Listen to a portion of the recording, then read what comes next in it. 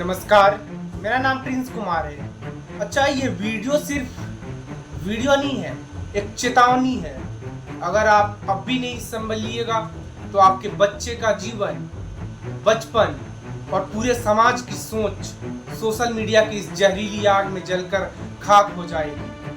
आज social media सिर्फ entertainment का साधन नहीं रह गया, ये बन चुका है एक वर्चुअल जेल जहां बच्चे बगावत सीख रहे हैं, भाईचारा गाली बन चुका है और जो जितना गंदा वो उतना वायरल। जाति धर्म के नाम पे जो लड़ाई होती है सोशल मीडिया की वजह से प्रमोट हो रहा है। गाली देना आज स्टाइल बन गया है, स्वैग हो गया है गाली देना। अश्लीलता को ट्रेंड किया जाता है, ट्रेंड होता है अश्लीलता, और मासूम दिमागों को जानबूझकर गुनाहगार बनाया जा रहा है सिर्फ लाइक्स और व्यूज के लिए। अगर आप माता पिता हैं और अब भी चुप हैं तो याद रखिए, अगला नंबर आपके घर का होगा। अगर आप युवा हैं और सोचते हैं कि ये सब मजाक है और एंटरटेनमेंट है, तो वो दिन दूर नहीं जब इस मजाक की कीमत आपकी जिंदगी हो सकती है। इस वीडियो में मैं बात करूंगा सोशल मीडिया की उस सच्चाई की जो आपके बच्चे को बर्बाद कर रही है, जो इंसान को जानवर बना रही है और जिसे अगर आज रोका नहीं गया तो कल हम इंसान नहीं, किसी फॉलोअर्स के गुलाम होंगे बस। क्या सोशल मीडिया ने किसी का करियर बर्बाद किया? नहीं, बर्बादी तब शुरू होती है जब इंसान खुद अपने हाथों से औजार को जहर बना देता है। सोचिए, अगर किसी गरीब के पास स्कूल जाने का पैसा नहीं है, कोचिंग की फी नहीं भर सकता, तो वही बच्चा मोबाइल पर फ्री यूट्यूब क्लास देखकर यूपीएससी तक निकाल लेता है। मोबाइल ने किसी को बिगाड़ा नहीं, उसने रास्ता दिखाया। अगर किसी किसान को मंडी का रेट जानना है, मौसम का हाल जानना है या और कई तरह की एग्जाम्पल्स हैं, है ना ये सब चीजें। मतलब ये चीज तो बताने की जरूरत नहीं है ना कि क्या क्या उससे फायदे हो सकते हैं, वो सबको पता है, नुकसान भी सबको पता है। बट मैं यहाँ क्लियरली उसी टॉपिक पे बात करने आया हूँ। मोबाइल ने उससे बर्बाद नहीं किया, उसकी मेहनत को समझदारी दी। अगर किसी लड़के या लड़की के घर में कोई कमाने वाला नहीं है तो वही बच्चा सोशल मीडिया पर गाना गाकर, खाना बनाकर, मोटिवेशनल वीडियो बनाकर घर चलाने लगा। मोबाइल ने उसने नाचने गाने वाला नहीं बनाया, उसने मेहनत से नाम कमाया। लेकिन दिक्कत कब होती है? जब इसका इस्तेमाल गलत होने लगता है, जब पढ़ाई के नाम पर रात रात भर रील्स देखने की जरिया बन जाए, जब अश्लीलता और गंदी भाषा वायरल होने लगे, जब माँ बाप को लगे कि बच्चा पढ़ाई कर रहा है और वो गेम या इंस्टाग्राम में खोया हो, तो दोष मोबाइल का नहीं, दोष उस इंसान का है जिसने मोबाइल को खिलौना समझ लिया। मोबाइल जरूरी है, सोशल मीडिया भी जरूरी है, लेकिन जिम्मेदारी और सोच उससे भी ज्यादा जरूरी है। और जो युवा है उनके लिए तो सही है, लेकिन जो बच्चे हैं अगर वो ऐसी हरकतें कर रहे हैं तो उनकी उसमें 1% की भी गलती नहीं है, जो सीधा सीधा पेरेंट्स पे ब्लेम जाता है। आपकी कोई गाइडेंस नहीं है उस पे। एक चीज समझिए, ये तलवार है, चाहे तो रक्षक बन जाओ, चाहे तो खुद को घायल कर लो, वो आपकी मर्जी है। ठीक है, आज गाली देने वाला वायरल है और जो सच बोल रहा उसे कोई देखना भी नहीं चाहता। ये सोशल मीडिया ने नहीं सिखाया, ये हमारी सोच की कमजोरी है और उसी पर सोशल मीडिया ने घी डाला है। हमारे दिमाग की एक आदत है, जो बार बार दिखता है वही सच लगने लगता है, जिसे बार बार देखा जाए उस पर भरोसा हो जाता है, चाहे वो गलत ही क्यों ना हो। अब सोचिए, अगर आप रोज गंदे जोक्स, बेशर्मी, गालियां, झूठे हीरो, झूठे कंट्रोवर्सी वाली रील देख रहे हैं, तो धीरे धीरे आपका दिमाग उसी तरह सोचना शुरू कर देता है। इसे कहते हैं रिपीटेशन साइकोलॉजी, यानी बार बार जो दिखाता है वही मन को अच्छा लगने लगता है। और यही सोशल मीडिया कर रहा है। जो कंटेंट सबसे लाउड है, फ्लैशी है, एक्सट्रीम है, उसे एल्गोरिथम सबसे ज्यादा दिखाता है। अब यूजर देखता है, फिर देखता है, फिर रोज देखने लगता है और एक दिन खुद को बदल देता है, बिना जाने बिना समझे। पहले लोग एक गाली सुनकर चौंक जाते थे, आज 10 गालियां रोज सुनकर हंसते हैं। पहले बेशर्मी पर नजरें झुक जाती थी और आज लोग कमेंट कर रहे हैं, क्यों, legend, he never hesitate, savage reply, rock, smart, humour और पता नहीं क्या क्या। पहले लोग लड़ाई देखकर जो डरते थे, अब लड़ाई को जूम करके देखना चाहते हैं। यानी समस्या सोशल मीडिया नहीं है, समस्या है कि हम देखना क्या चाहते हैं, वही सोशल मीडिया हमें परोस रहा है। अब एक सीधा सवाल है आपसे, जब रोज कोई गुस्से वाली बात देखेगा, गाली गलौज, झूठे हीरो, अश्लीलता, तो क्या उसका दिमाग शांत रहेगा? नहीं रह पाएगा। वो खुद ही सोचने लगेगा, वैसा ही सोचने लगेगा। जब तक यूजर खुद ये फैसला नहीं करता कि मुझे क्या देखना है और क्या नहीं, तब तक एल्गोरिथम उसे वही दिखाएगा जो दिमाग को दिमाग जहर देता है। आपके दिमाग के साथ खेला जाता है, दिमाग के साथ। आप जो देखना चाहेंगे वही दिखाएगा। सोशल मीडिया जिम्मेदार है, लेकिन उसका स्टीयरिंग हमारे हाथ में है। मोबाइल खुद से गंदगी नहीं दिखाता। हम स्क्रॉल करते हैं, लाइक करते हैं और शेयर करते हैं, तो सिस्टम समझता है इसको यही पसंद है। अब आप ही सोचिए, अगर हर रोज जहर मांगेंगे तो सिस्टम क्या आपको दूध देगा? जब अश्लील वीडियो या हॉट भाभी जैसे टाइटल्स बार बार देखे जाते हैं तो दिमाग एक पैटर्न बना लेता है कि महिलाएं सिर्फ यौन वस्तु। इससे सांस्कृतिक दृष्टि बदल जाती है। भाभी बहू जैसे रिश्तों का सम्मान कम हो जाता है और ऐसा सोसाइटी में देखा जाता है, हर बार देखा जाता है। रिश्तों में दरार आ जाती है, अपराध की बीज बन जाती है। वो महिला को गलत नजर से देखना शुरू हो जाता है। ऐसा नहीं है कि पहले ये नहीं होता था, लेकिन सोशल मीडिया के आने से प्रमोशन इसमें बहुत ज्यादा, बच्चों में ये ज्यादा समस्या देखा जाना लगा है। बलात्कार, छेड़खानी, अशोभनीय टिप्पणी जैसी घटनाएं इसी मानसिक विकृति से जुड़ी होती हैं और आजकल खुलेआम सोशल मीडिया पे ये चीज परोसा जा रहा है। हम समझते हैं अश्लील सामग्री का मस्तिष्क पर क्या प्रभाव पड़ता है, हमारे दिमाग पर क्या प्रभाव पड़ता है। डोपामिन की लत। जब आप अश्लील कंटेंट देखते हैं तो डोपामिन नाम का एक प्लीजर केमिकल रिलीज होता है जो खुशी देता है, लेकिन धीरे धीरे इसकी लत लग जाती है और आप और ज्यादा अजीब कंटेंट देखने लगते हो, अजीब कंटेंट खोजने लगते हो। एम्पैथी खत्म हो जाती है। लड़कियों की भावनाएं, उनकी सहमति, उनका सम्मान, आदर, ये सब दिमाग के लिए जरूरी नहीं रह जाता। इसलिए मोनेटाइजेशन और आई टीजिंग जैसी चीजें आम हो गया है। रियल रिलेशनशिप टूटने लगते हैं। जब दिमाग को नकली दुनिया में आनंद मिल रहा होता है तो असल में अपनी वाइफ, गर्लफ्रेंड या जो भी रिलेशन हो उनसे जुड़ाव कमजोर हो जाता है। विवाह टूटने, रिश्ते में दरार और हिंसा तक पहुंच जाता है। बच्चों पर इसका क्या असर होता है? उनका बचपन छीन रहा है। 10 साल के बच्चे तक अश्लील कंटेंट देख रहे हैं। यूट्यूब शॉर्ट्स, इंस्टाग्राम रील्स में भाभी, गर्लफ्रेंड, बिकनी ट्रेंड्स सब 30 सेकेंड में और मूवी के जरिए दिमाग में जहर घोल देते हैं। ये बच्चे पुबर्टी से पहले ही मानसिक रूप से एडल्ट बन रहे हैं, लेकिन जिम्मेदारी के बिना। सही और गलत में फर्क खत्म हो जा रहा है। जब बच्चा देखता है कि 1 मिलियन व्यूज उस लड़की को मिले जिसने कम कपड़े पहने, तो वो यही समझता है इज्जत मेहनत से नहीं मिलती, जिस्म दिखाने से मिलती है। समाज में टकराव और हिंसा। जब महिलाएं इस गंदी सोच का विरोध करती हैं तो इन्हें फेमिनिस्ट, अटेंशन सीकर या गाली दी जाती है। जो लड़का मना करता है गंदा देखने से, उसे बच्चा, भोला और जो चीज बोला जाता है वो समझ सकते हो, कहकर मजाक उड़ाया जाता है।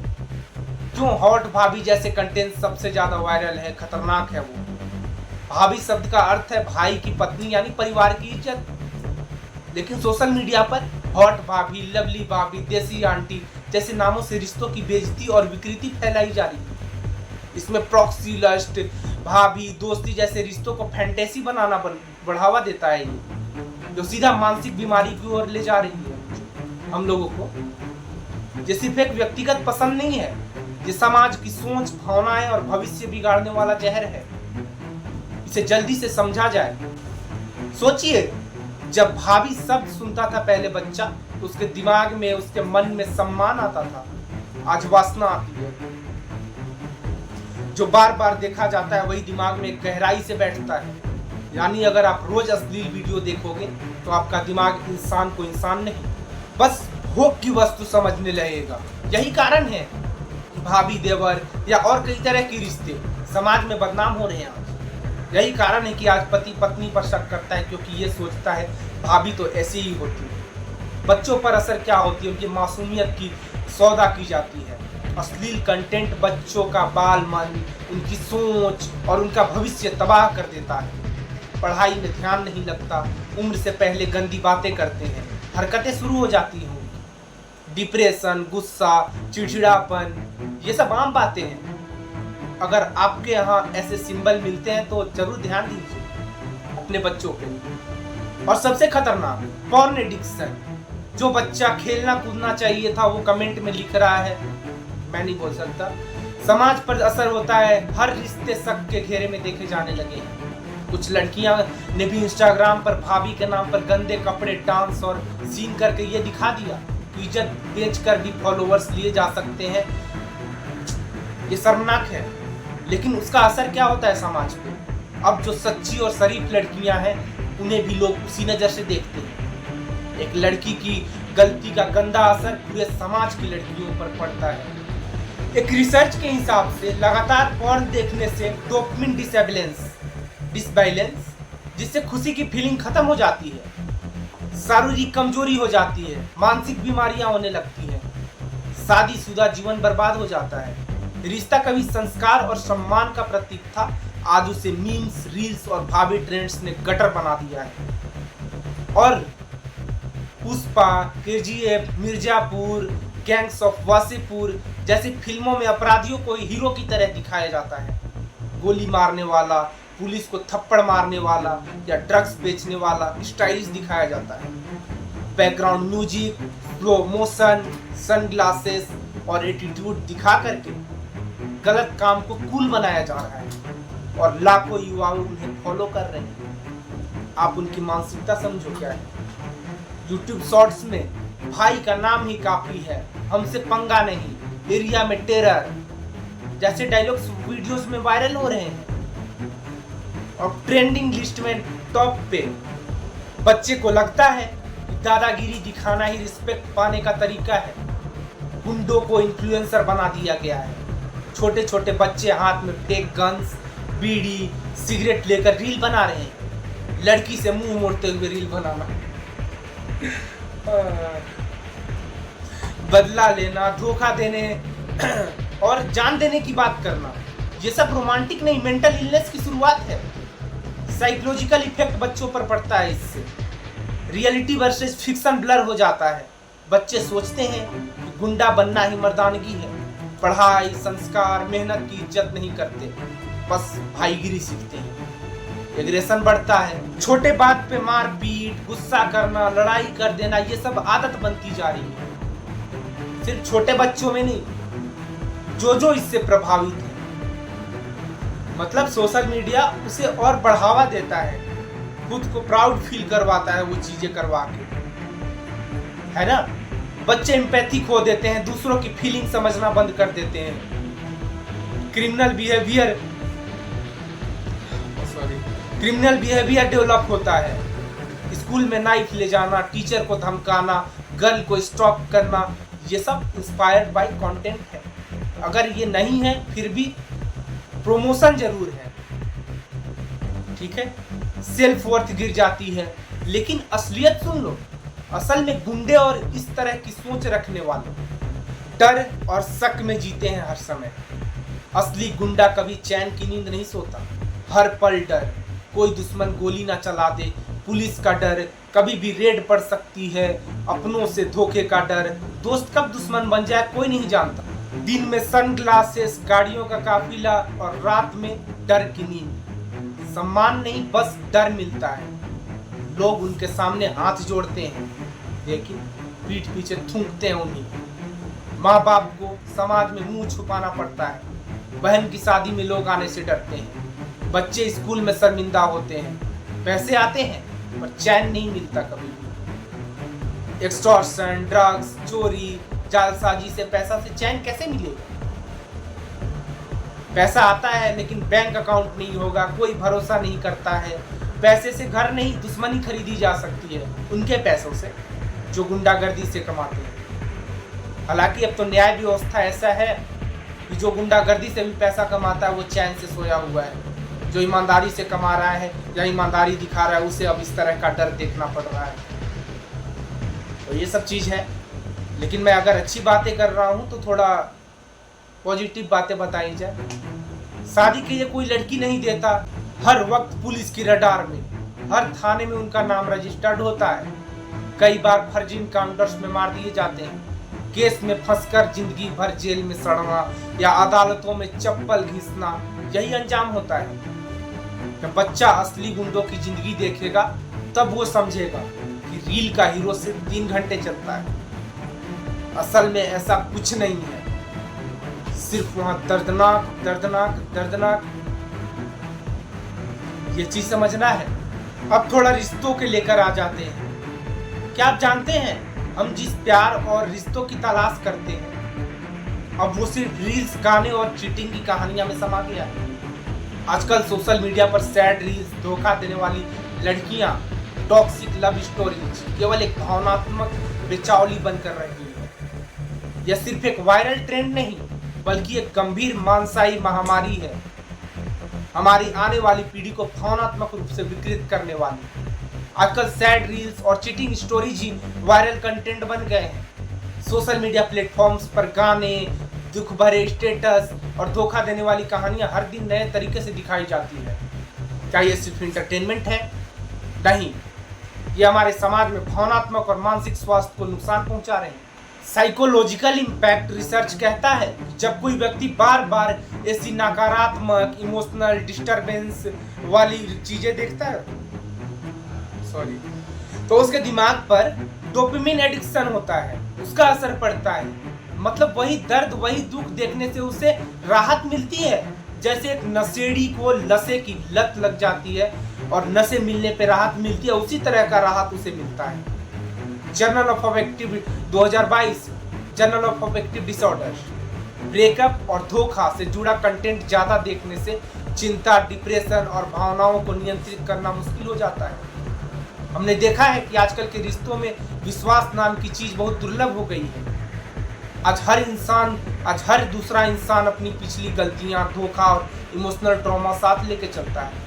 हमारे आसपास के लोग या तो चीटिंग के शिकार हो चुके हैं या तो खुद चीटिंग करने का फैसला कर चुके हैं या खुद चीटिंग कर चुके हैं। एनसीआरबी रिपोर्ट 2023 80% से ज्यादा सेक्सुअल क्राइम्स में धोखा देने और विश्वासघात की भावना की जड़ पाई जाती है।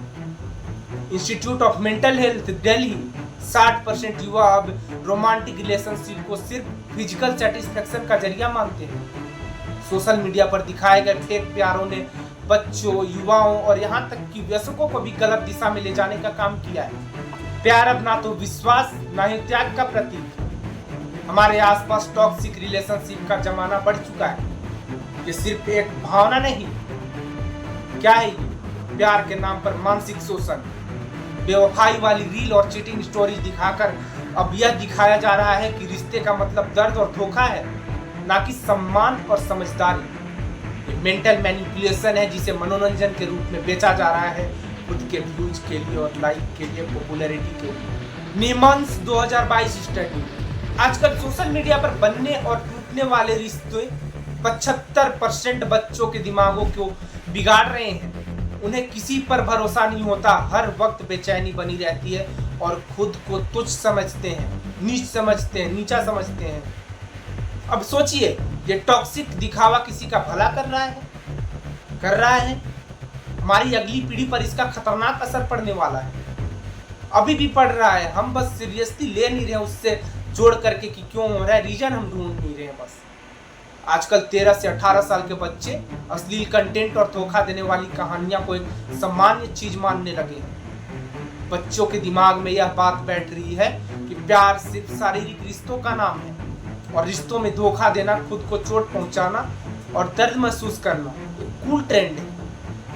एक सर्वे के मुताबिक 62% युवा प्यार को केवल शारीरिक संतुष्टि का जरिया मानते हैं, जबकि 15% बच्चे धोखा देने से और बदला लेने का एक सामान्य व्यवहार मानने लगे। भारत में आईटी एक्ट 2000, आईपीसी की धारा 292, 293 और पॉक्सो एक्ट जैसे कानून है ना, जो अश्लील, हिंसक या बच्चों को नुकसान पहुंचाने वाले कंटेंट को रोक सकते हैं। लेकिन सरकार क्यों नहीं कर रही है, ये सबसे बड़ा सवाल है। उनको एक्शन लेना चाहिए इस पे। मैं रीजन बताता हूं आपको। वोट बैंक और डिजिटल जनता को नाराज करने का डर। जो इन्फ्लुएंसर होते हैं उनके पास मिलियन फॉलोअर्स हैं, अगर उन्हें बैन किया जाएगा तो क्या होगा? सारा वोट बैंक उनके खिलाफ चला जाएगा। ये कैसा वोट बैंक का डर है भाई साहब? करोड़ों बच्चे प्रभावित हैं इससे, आपको वोट बैंक की पड़ी है। मैं हर वीडियो में सरकार की आलोचना करता हूँ जो कि डिजर्व करते हैं। मैं क्या बोलूँ, कोई कड़ा एक्शन क्यों नहीं ले रहे हैं? कि आपका वोट बैंक से ज्यादा इंपॉर्टेंट है, बच्चों के भविष्य से ज्यादा इंपॉर्टेंट है आपका वोट बैंक? आप किसके लिए हैं वहां पे? दूसरा, व्यवस्था की कमजोरी है। साइबर अपराध पर काम करने वाले तंत्र बहुत छोटा और कमजोर है।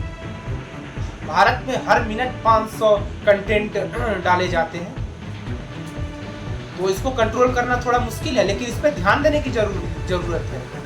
इसको ये चीज बोल के इग्नोर नहीं किया जा सकता। और अवेयरनेस की कमी है, बड़े स्तर पर अभी भी इंटरनेट को गंभीरता से नहीं लिया जा रहा। यूट्यूब, फेसबुक, इंस्टाग्राम ये सब विदेशी ऐप्स हैं, ठीक है?